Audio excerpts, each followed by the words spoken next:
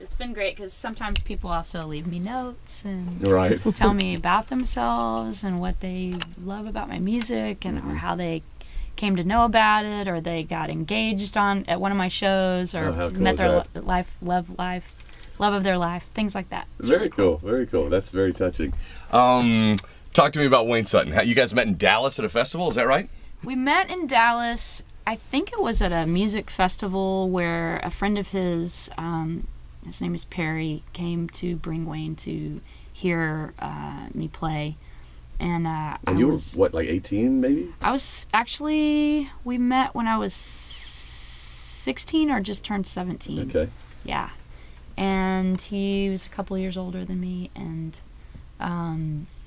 we just stayed in touch. They would come and see me, and at some point, I guess Wayne and I started talking about songwriting and talking about who he loved, and he didn't like some people that I thought he should, and vice versa. Right. And that was really cool. Did he come around to some of your bands?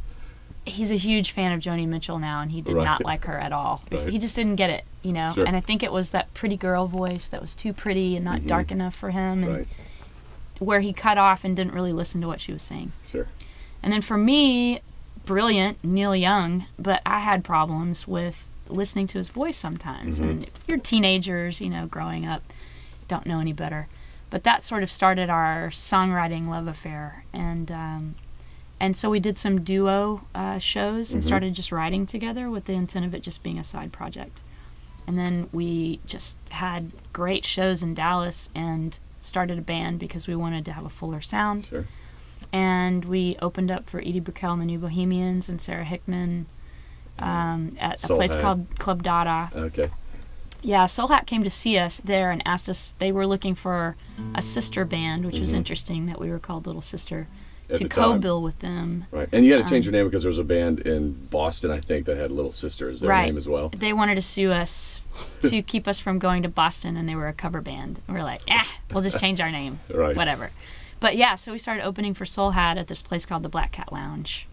And then the next thing you know, you guys are headlining. Yeah. Playing at the Horde Festival. You had a top 10 hit as well with the band. Yeah. And I think another top 20. Yeah. And then all of a sudden, it sounds like you guys are about to take over the world, and then there was record label problems. Yeah, such a typical story. Sure. What's not typical about it is that it was a problem that Clive Davis was being removed from Arista Records, which was totally unforeseen by everyone in the industry. So what's unique about our story is that we thought we were safe, because whoever's going to fire Clive Davis, But it was this crazy political mess, and the guy that was actually the head of the company that owned Arista ended up getting the axe, and they gave him $175 million to start J Records, which he signed Alicia Keys. Brilliant.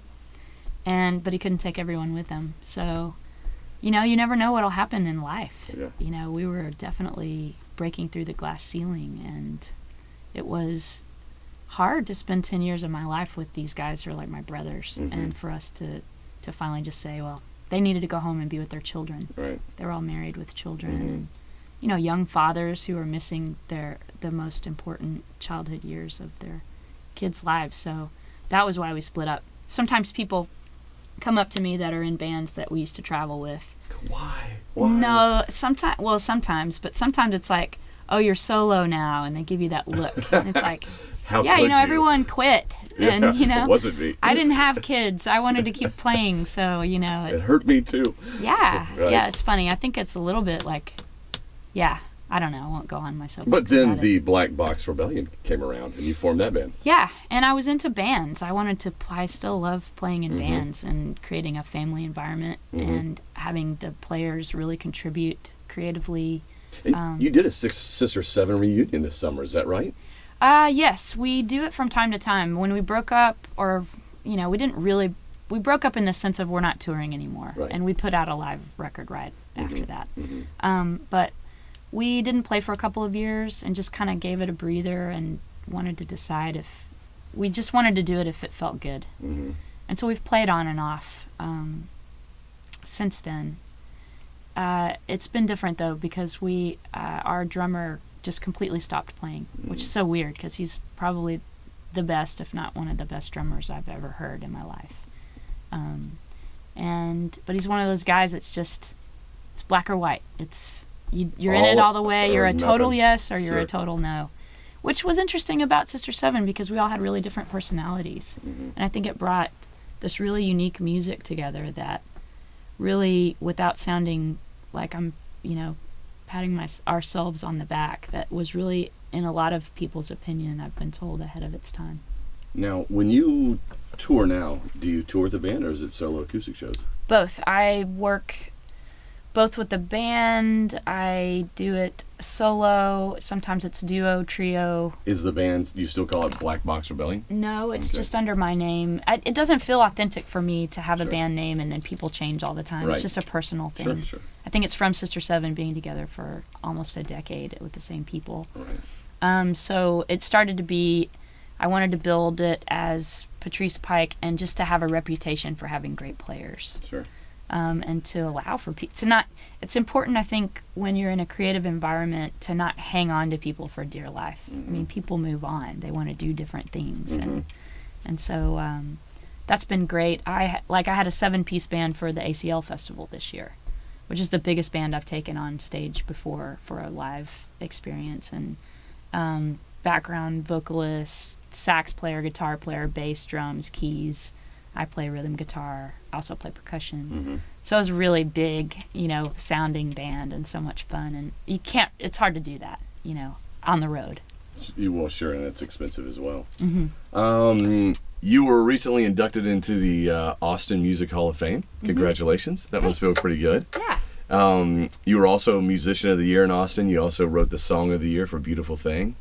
So Austin's been pretty good to you. Austin's been great to me. It's changed a lot. Sure. And I love it, and I've had lots of opportunities to move. Houston's kind of given me an opportunity to have a second home, which has been great. Well, doing the Mucky Duck show, I just started coming into town, and I listen to you every Wednesday and Thursday, Rourke. No, you don't. I'm really? In my car listening to your show. Fantastic. And it's become. The funny story is when I was a little kid, my mom used to take us to the coast. And we were coming through town, and I think I was 7, and I was sleeping in the back seat. And we went through a part of town that had an interesting smell from, I guess, all the refineries and stuff. And I was in the back seat, and I remember waking up, and I said, "Where the hell are we? Mom! What is that? Mom! What's that smell?" And she was like, "We're in Houston, baby." And that was my first impression. Right, and stinky place. I never knew that growing up later I would appreciate it so much. There's so much culture here. The arts here are incredible. And really what it is community. My best friends live here. And I have best friends in Austin too, but there's a couple of people that I spend the majority of my time with that are dear, dear friends. And it just sort of happened organically that all of a sudden I was like, wow, Houston is a really wonderful place. Cool. Great people. Well, we'll save you an address whenever you're ready.